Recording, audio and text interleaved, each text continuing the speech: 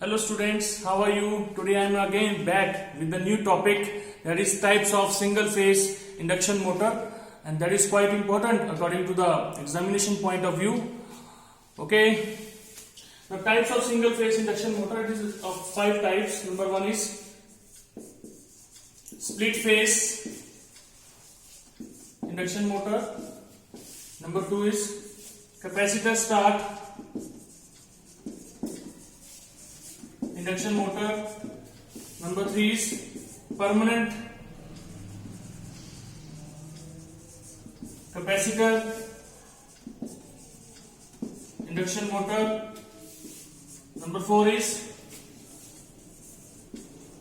capacitor start capacitor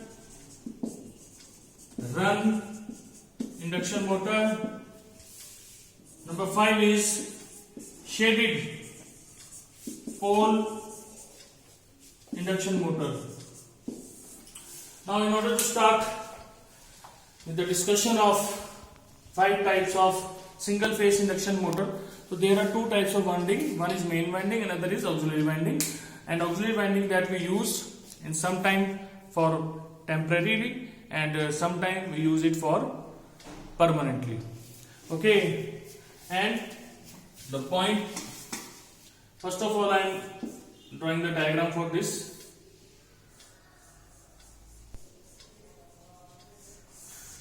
This is your main winding, and you have given the single phase supply.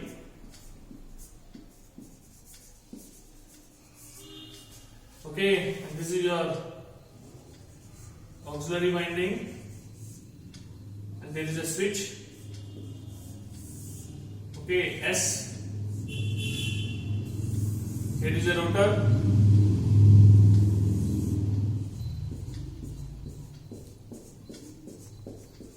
Now this is the rotating part. There is a rotor. Okay, stator we have a main winding. This is auxiliary winding.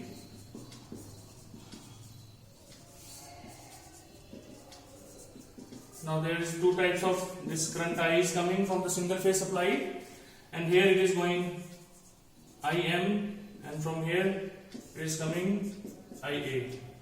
Now 2 currents are there, IA and IM. Now in order to understand the working of this single phase induction motor, split phase induction motor, what we can say is, point to remember. Number 1, this auxiliary winding, okay, will be in the circuit for 5 seconds only. Auxiliary winding, part of circuit, that is just to start the motor. It is just needed to start the motor. After 5 seconds, it will be, the switch S become open. Second point that we have to remember is, there is a 90-degree phase difference between auxiliary winding and main winding. So there should be a 90-degree phase difference between the auxiliary winding and the main winding. Now, third point is, in order to produce rotating magnetic field, there should be a balanced, okay, and balanced phase angle, and there should be a spatial distribution of winding.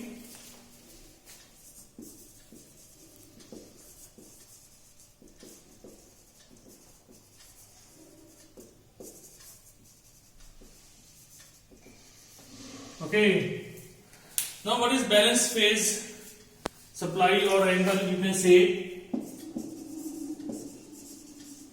and spatial distribution. Now let us suppose in case of 3-phase supply we have this balance load.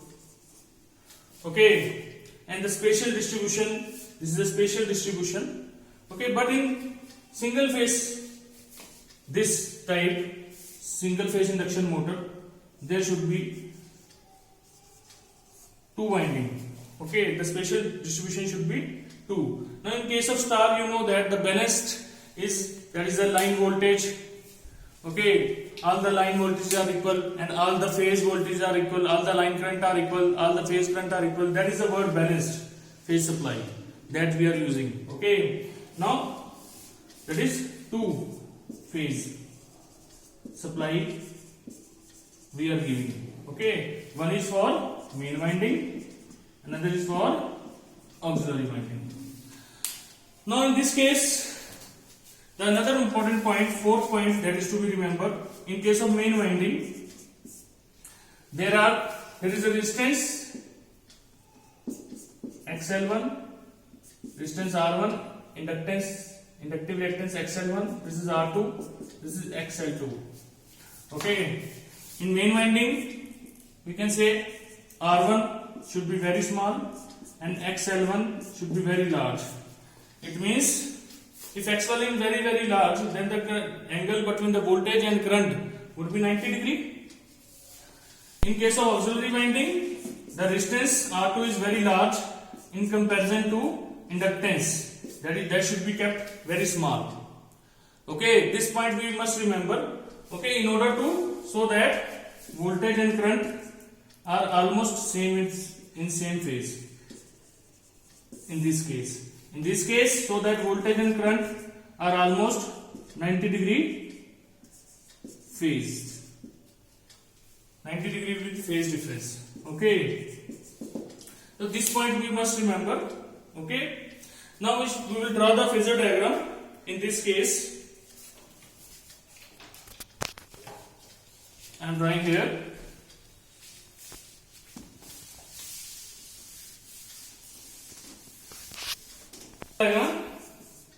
Okay, phasor diagram. See, if this is a voltage. Okay, now in case of main winding, as we are seeing the XL1 is value is very high, it means there should be a 90 degree difference. Okay, and this current is main winding current. Now in case of armature, this is auxiliary winding. What happen is, they are about to be in same phase. I am considering it as there is a small phase difference. Okay, and this is IA. Now we will take the resultant of these two currents and suppose this is IA. Okay, now this angle, that is the angle between our auxiliary winding and main winding, that is alpha. Okay, and this angle, the resultant current and the voltage, this is phi. Now what is the torque? Okay, that is the torque is K into auxiliary winding current, main winding current into sine of the alpha. That is the angle between the two currents.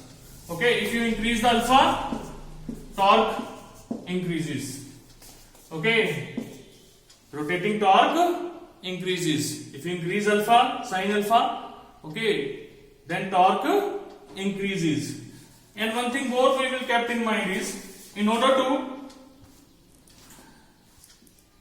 get low resistance, we will kept the diameter of main winding high. As the diameter is high, area is high, and the resistance is rho L by A. If area increases, resistance decreases. Similarly, in auxiliary winding, we will keep the diameter low so that area decrease, hence resistance increase. So this is all about the split phase induction motor. Now we will start with the capacitor start induction motor. I am rubbing this diagram.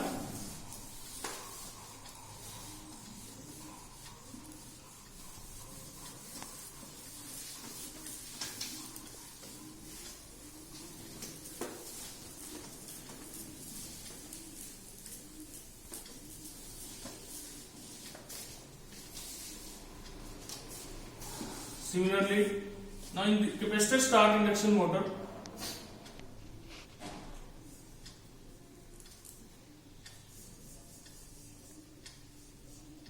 now this is again, you can say, this capacitor start motor, that is the second type of single phase induction motor. Now there is auxiliary winding, okay, and the main winding. Now in auxiliary winding, we have put the capacitance. Now what will be the happening when we put the capacitance? As you know, the capacitance will lead the current. Okay. Now in this case, you are seeing the phasor diagram. There is a voltage. Now this will cause the IA, that is the current of the auxiliary winding, to lead from the voltage because of the capacitance. Okay. And the main winding, you know, that is inductance. The voltage leads.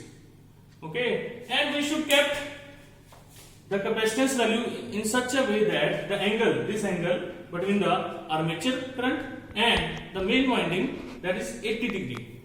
Okay, so that the starting torque will be high, and when it achieve the 80% of the speed, okay, when the motor achieve the 80% of its speed, then what happens is this centrifugal switch, am I right?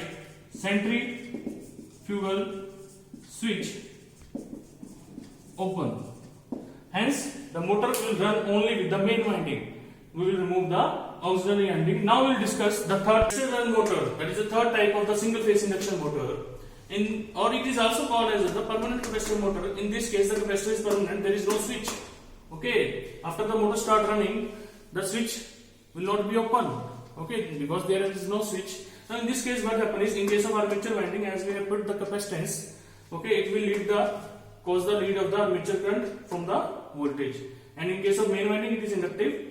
Now the current lags. Now we have taken the resultant current, that is IA and IM, that is I.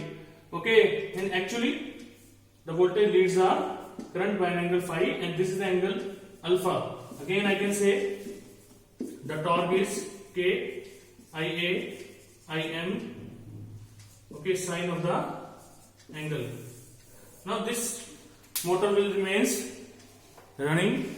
Okay, thank you so much. We will discuss the rest two types of single phase induction motor in the next video.